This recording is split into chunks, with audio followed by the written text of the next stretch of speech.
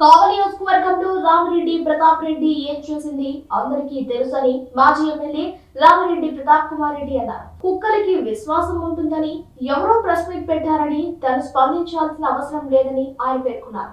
కావలిలో ఆయన మీడియా సమావేశం ఏర్పాటు చేశారు. ఈ సందర్భంగా ఆయన ఘాటైన వ్యాఖ్యలు చేశారు. ఎలక్షన్స్ కు ముందు ఏ విధంగా తెలుగుదేశం పార్టీ నాయకులు హామీ ఇచ్చారో మనమంతా కూడా చూస్తా ఉన్నాం.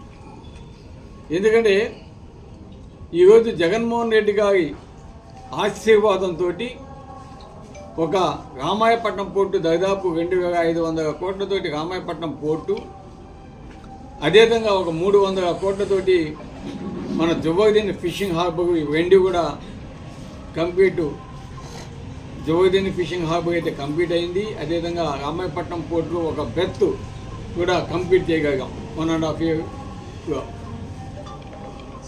ఈరోజు ఆ ప్రాంతంలో అనేక ఇండస్ట్రియల్ హబ్స్ ఆనాడు జగన్మోహన్ రెడ్డికి ముఖ్యమంత్రిగా ఉండగానే వస్తున్నాయని చెప్పడం జరిగింది. ఈ లోపల మనకి ఎలక్షన్స్ రావటం ఇవన్నీ కూడా మనం చూస్తున్నాం.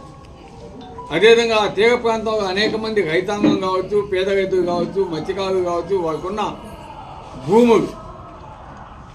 వారికున్న భూములు ఈరోజు అక్విజేషన్ కాబడుతున్నాయి. కాబట్టి వారికి ఆనాడు వైఎస్ఆర్ కాంగ్రెస్ పార్టీ మినిమం 30 లక్షల రూపాయలు ఇవాళ ఇంకా మంచి ప్రదేశాల్లో 40 నుంచి 50 లక్షల దాకా ఇవ్వాలని మేము అడగడం జరిగింది, జగన్మోహన్ రెడ్డి గారికి చెప్పడం జరిగింది.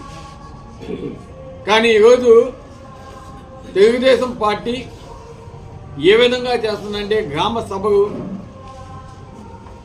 సర్పంచ్ని పెరగడం లేదు, ఎంపీటీసీని పెరగడం లేదు, ఎంపీపీని పెరగడం లేదు, జెడ్పీటీసీని పెరగడం లేదు. ఎవరిని పిలవకుండా వాళ్ళు గ్రామాల్లో సభలు నిర్వహిస్తూ ఈరోజు పేద రైతాంగానికి వాళ్ళు ఈరోజు 11 లక్షలు ఇస్తాం, అదే ప్రభుత్వ భూమి మీరు చేసుకుంటామంటే ఏమీ ఇవ్వము అని చెప్పే పరిస్థితి మనం చూస్తా ఉన్నాం.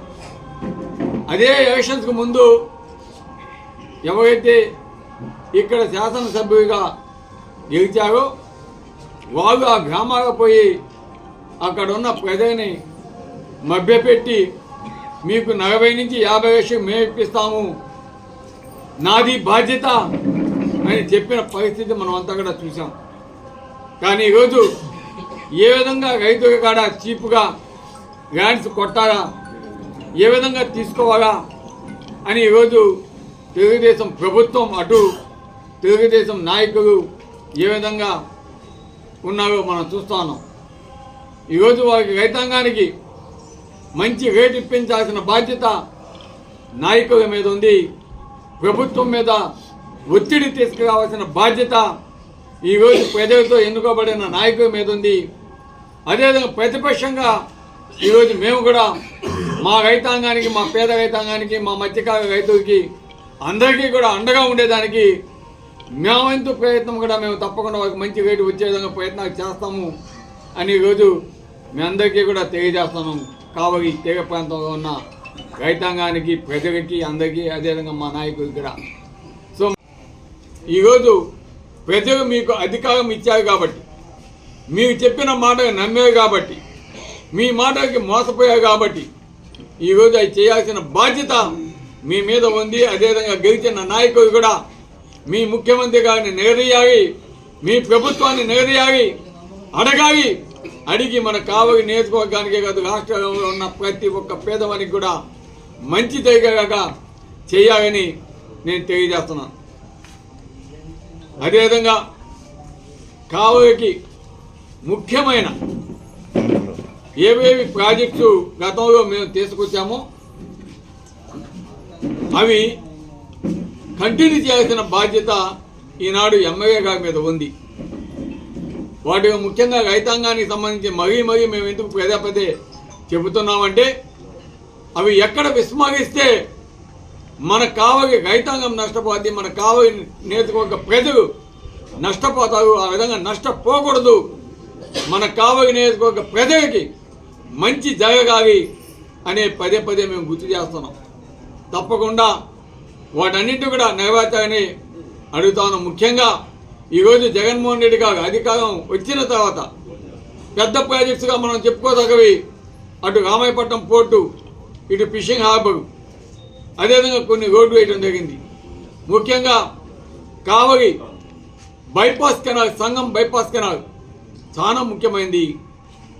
దాన్ని తీసుకురావాల్సిన అవసరం ఉంది. అదేవిధంగా అరకొరగా మిగిలిన పనులని డిఎం ఛానల్, డిఆర్ ఛానల్ అవి కూడా కంప్లీట్ చేయాలని కోరుతున్నాం. కవిగమ్మ బ్రిడ్జి కంప్లీట్ చేయాలి. అదేవిధంగా మన దుత్తూరు నుంచి మద్దూరుపాడు దాకా జరుగుతున్న రోడ్డుని కూడా కంప్లీట్ చేస్తా ఉన్నాం. అది వీలైన తొందరగా కూడా కంప్లీట్ చేయాలని కోరుతా ఉన్నాం. అదేవిధంగా మనం కావలి చెరువు బ్యాలెన్సింగ్ రిజర్వాయర్ అది కూడా చేయాలి. అదేవిధంగా ఏదైతే చంద్రబాబు నాయుడు గారు ఎలక్షన్స్ వస్తున్నాయని హడావుడిగా 2019లో మన ఎయిర్పోర్ట్కి ఫౌండేషన్ స్టోన్ వేయటం జరిగింది. కొన్ని అనివార్య కారణాల వల్ల జగన్మోహన్ రెడ్డి గారు దాన్ని కావలి పట్టణానికి దగ్గరలో తీసుకురావాలని చూశారు. ఫారెస్ట్ భూములు ఇబ్బంది వల్ల అది మళ్ళా పోస్ట్ పోన్ అవడం జరిగింది. మళ్ళా దగదత్తికే ఇస్తామని మన విజయసాయి రెడ్డి గారు ఆనాడు ప్రామిస్ చేస్తున్నారు. ఈరోజు కూడా చంద్రబాబు నాయుడు గారు ఆ దగదత్తి ఎయిర్పోర్ట్ని చేస్తామని చెప్పడం జరిగింది. దాన్ని వీలైనంత తొందరగా మన జిల్లాకి ఆ ఎయిర్పోర్ట్ వచ్చేలాగా దగదత్తిలో వచ్చే విధంగా చేయాలనేది మా అందరి ఆశ, అభిమతం. కాబట్టి దీన్ని కూడా ఎమ్మెల్యే గారు వీలైనంత తొందరగా దాన్ని ప్రారంభించి కంప్లీట్ చేసే విధంగా చేయాలని కోరుతా ఉన్నాం. కాబట్టి వీటన్నిటితో పాటు కావలి ట్రంక్ రోడ్డు కూడా బాధ్యత ఉంది. గతంలో మేము కూడా ఎంతో శ్రమించాం.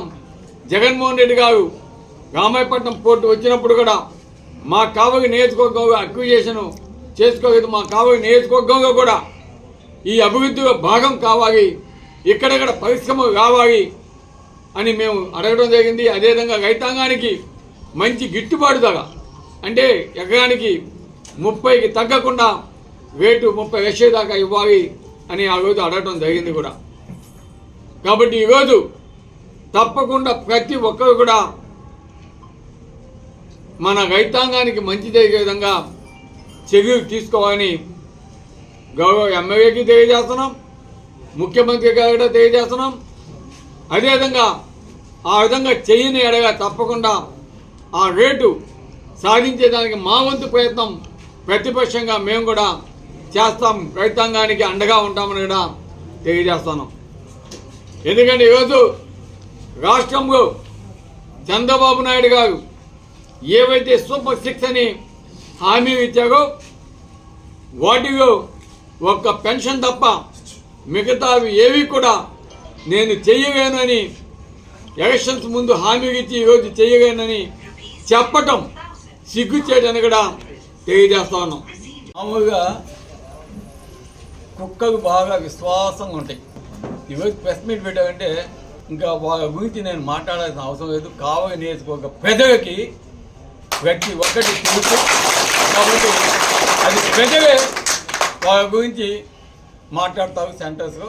కాబట్టి మేము దాని గురించి మాట్లాడడం. అందరికీ ప్రతాప్ రెడ్డి అంటే ఎవరో తెలుసు, ప్రతాప్ రెడ్డి ఏ విధంగా రాజకీయాలకు వచ్చాడో తెలుసు, ప్రతాప్ రెడ్డి ఏ విధంగా రాజకీయాలకు రాకముందే కాలేజీలు కట్టి, స్కూల్స్ కట్టి, కళ్యాణ మండపాలు కట్టి ఈరోజు రాజకీయాలకు వచ్చిన నేను ఈరోజు వచ్చింది.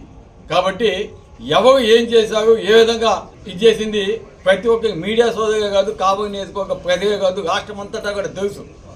కాబట్టి దాని గురించి నేను డిస్కషన్ చేసుకోదలుచుకోదు. ఈరోజు నిజంగా ఈ కార్యక్రమం అనేది చాలా ముఖ్యం.